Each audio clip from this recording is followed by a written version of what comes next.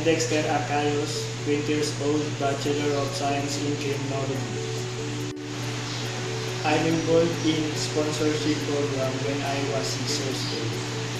Since grade 1, sponsorship program helped me to provide my needs in school, especially when it comes to financial support, and I really appreciate it so much.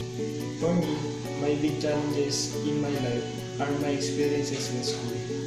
There's a times that I came to the point of losing hope due to financial, hard subjects, exam quizzes, works, homeworks, thesis writing, case studies, and other requirements which are required to complete. But I thank God He is always be there to give me hope. The reminding God promises which I should have to hold on to, strengthening my faith unto. I'm so thankful because I'm part of this sponsorship program in our church.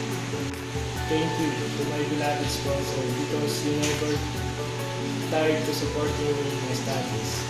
Now, I'm graduated and I'm blessed that you have been part of my journey.